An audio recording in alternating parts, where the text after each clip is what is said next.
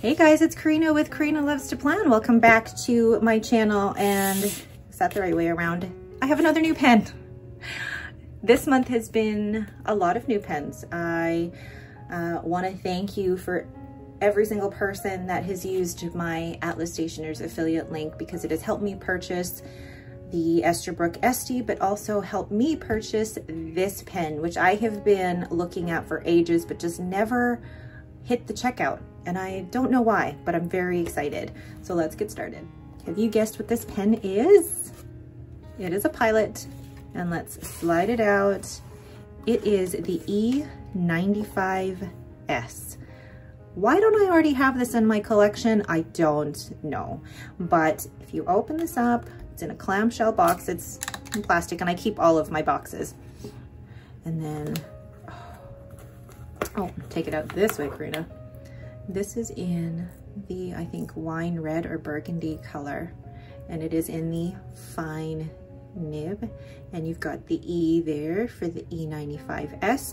If you have a model specifically from Japan, it will say Elite, or an older model will say Elite, but this is the E95S, and it's got that really pretty clip. I don't use clips that often, but this one actually feels like a very sturdy clip, and it feels like a very small pen. So when you uncap it,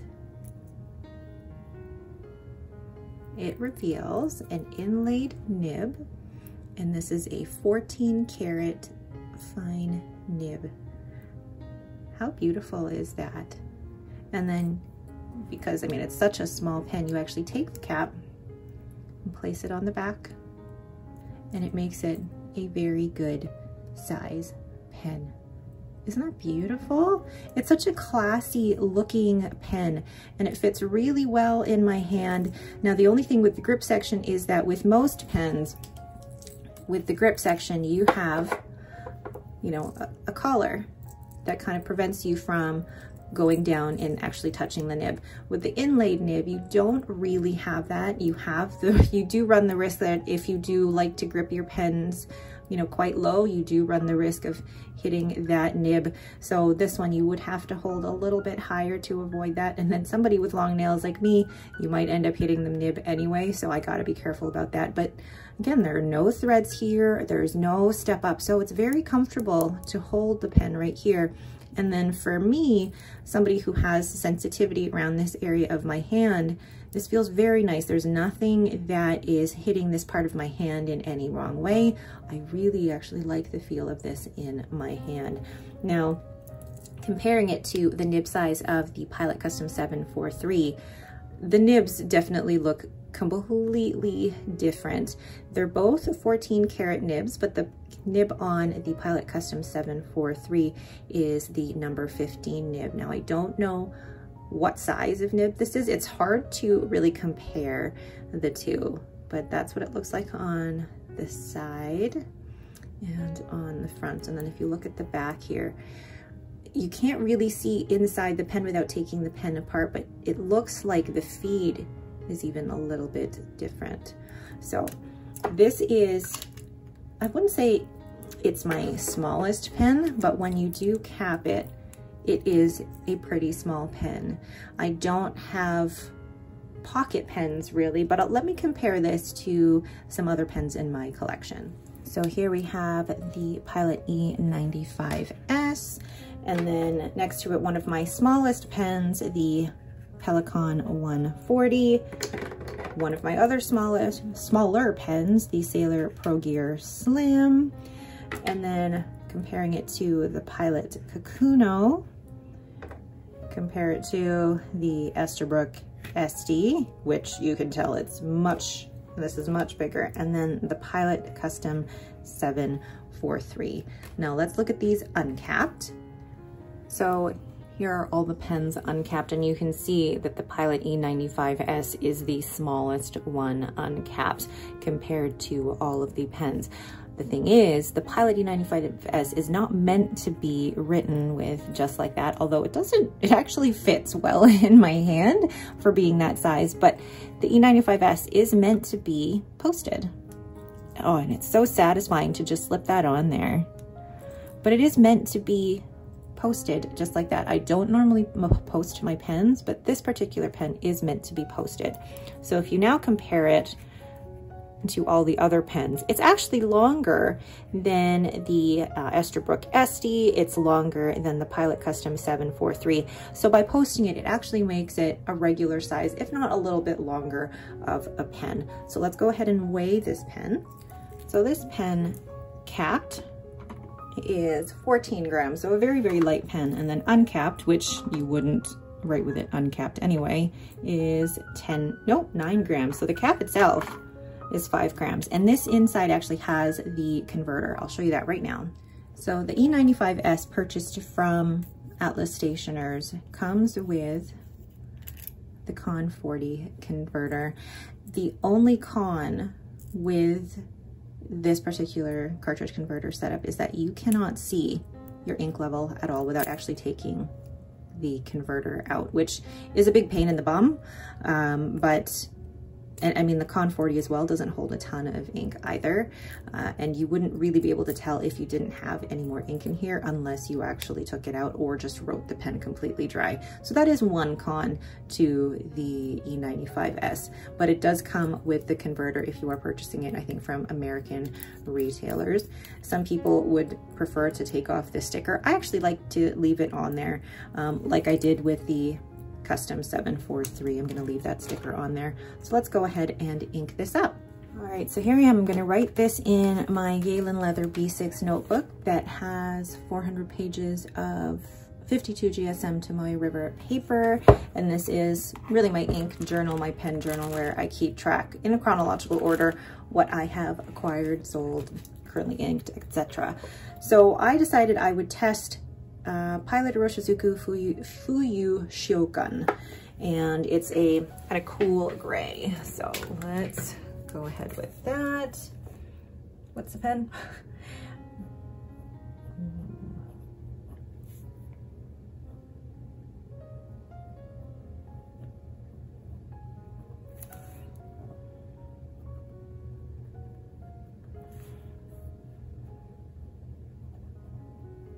This is purchased from Atlas Stationers. And the ink is Pilot Iroshizuku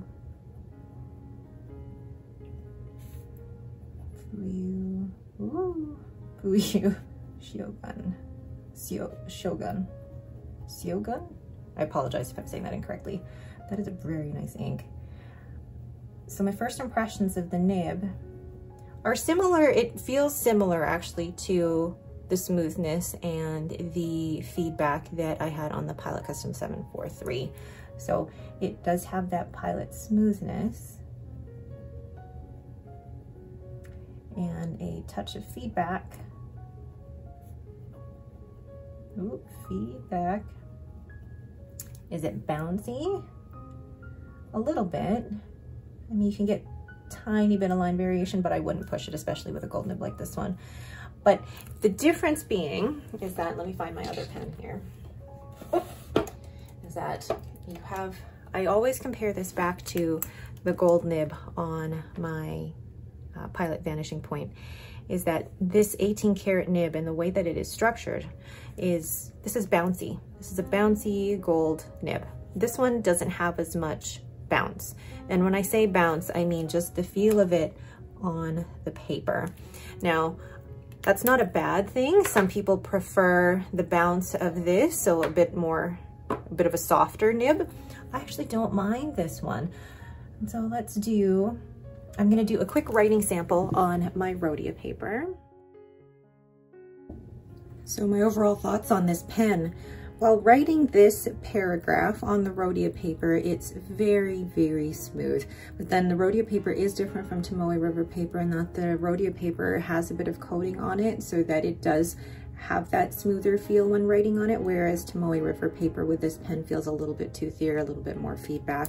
But the feeling of the pen in my hand particularly, I noticed that when I was holding it and writing with it, my finger was resting basically right there with my nail basically touching the nib. And then the more that I wrote, I realized that this part of the pen where the cap meets the body was actually hitting up against my thumb, and that was slightly uncomfortable. I think after a page of writing with this, I would probably get a little bit more uncomfortable. But overall, the size of the pen is actually really, really good if you're looking for a regular size pen that goes into a pocket size pen. And that 14 karat gold nib writes very smoothly. It's not a soft bouncy nib like the Pilot Vanishing Point nib, but it is still a very good gold nib. If you are looking for your first gold nib pen, or if you're just looking for a really well priced gold nib pen, I highly recommend the Pilot E95S. The fine nib is a Japanese fine, so it's going to be a little bit finer than, you know, your Yovo or your Bach nib or Schmidt nib, or much finer than a Pelican fine nib. So just be aware of that. But if you are looking for your first ever gold nib, I highly recommend the Pilot E95S. It is very well priced, and if you use my Atlas affiliate link, you can actually get 10% off using my code as well. So do I recommend this? Absolutely. Is this one that I think I'll probably keep in my collection? I think so. There were the cons to it, being that the Con 40 converter and the fact that it doesn't hold a lot of ink, but also where the cap meets the body might be uncomfortable for longer writing sessions. But I love the look of the pen. It's such a classy looking pen. I feel like this is one of those pens that is timeless, absolutely timeless. I love the capping. Like, it's just so satisfying for anybody who likes to fidget. It's so satisfying, and I can't get over how beautiful this pen looks. I know some people would remove the sticker. I'm probably going to leave that on there because when you're writing with it, you don't really see it. So what are my other thoughts on this? Again, the 14 karat nib is fantastic. I really, really love this pen. And I thank each and every one of you who used my Atlas affiliate link to help me purchase this pen. All right, so the winner of my giveaway from last week of the Atlas Stationers Mystery Ink Box has been contacted, and I'm announcing the winner here.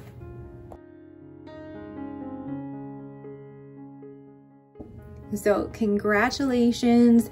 We will make arrangements for the mystery ink box to be sent directly to you, as well as be pulled live on Atlas Stationers TikTok channel. So if you want a hand in helping choose some of your mystery ink box items, make sure to watch Atlas on their TikTok channel. I can't remember the exact days and times that they do their live TikToks when they pull the orders, but do follow them on Instagram because they will post the times there.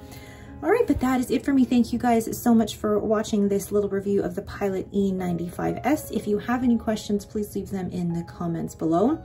If you like this video, don't forget to hit that thumbs up, and don't forget to subscribe. Thanks again for watching, and have yourselves a great day.